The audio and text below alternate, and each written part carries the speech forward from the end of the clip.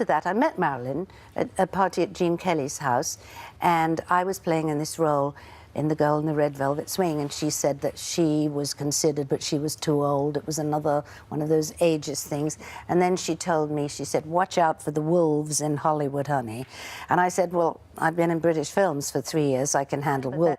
When I came into the business in the mid-50s, these men had been in the business since they were young, in the 20s. So they were all old now. What about the people around them? They must have been complicit. You tell a story, I think it was in New York, and you went to see a producer, and his secretary said, he's in there, and he was in the bath. He was in the She bath. must have known he was in the bath to send you in there. Yes, yes. A woman sent you in to him.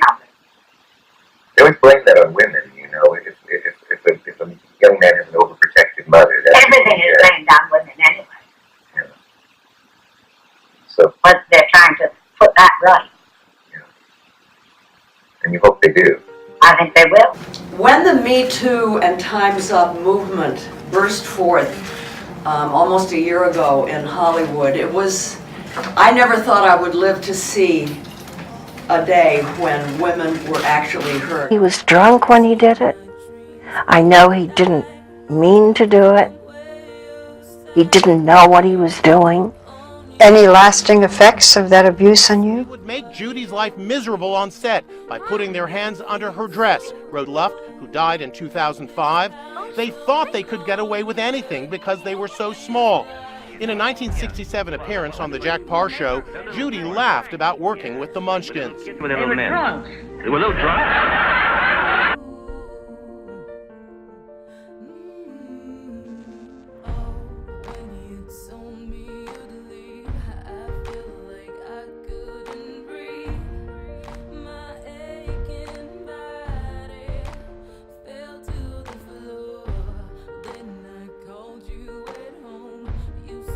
And the director wanted me to pull down my top so that he could see my cleavage and pull up my skirt so he could see my legs. And this was for a one-liner in a movie. And I think from now on, I will be when I hear such stories. Thank God it's being talked about. You know, this is hardly unique in Hollywood. It's very, very common, just as it is in every country of the world, in every aspect, you know, in business and government. It's the entitlement of too many men, and it is epidemic.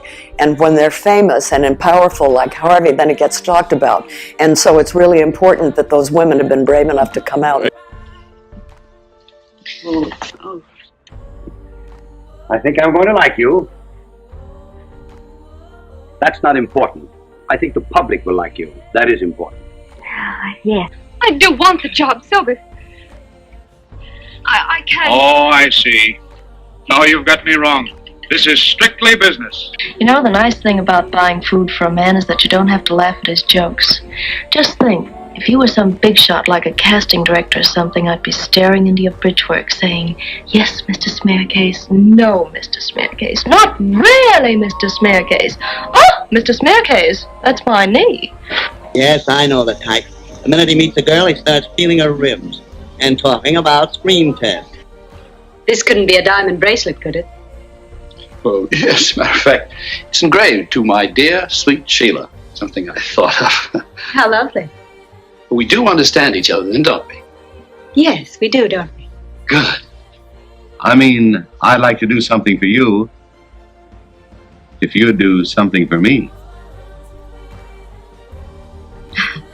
You're making it awfully easy for me to do everything, except live up to your expectations. Oh, we won't expect too much. At first. You want to be a ballet dancer? Yes, You want to be a great ballet dancer? yes. Come to my office, 3 o'clock. You see that man? That's Max Fabian, the producer. Now go and do yourself some good, Why do they always look like unhappy rabbits? because that's what they are. Go and make him happy.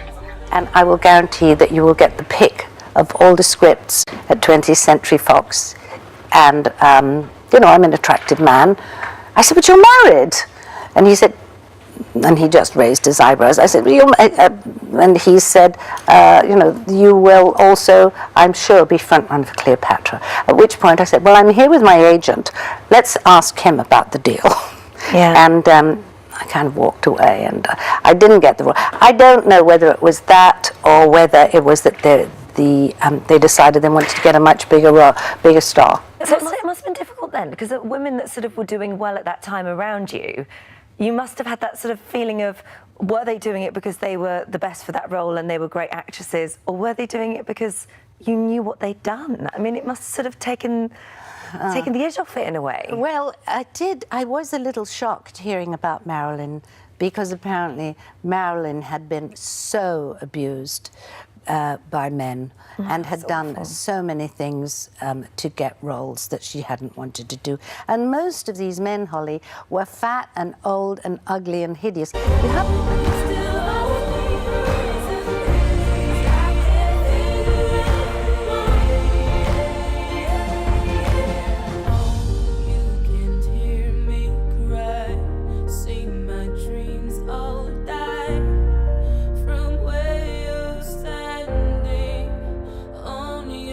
Well, it only happens, I think, in moments.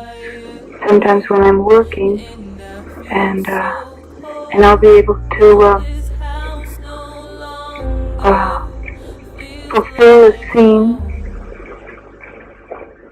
truthfully, and then I think I'm the happiest. Well, I find it very stimulating to keep studying and working. But I'm not just generally happy. If I'm generally anything, I guess I'm generally miserable.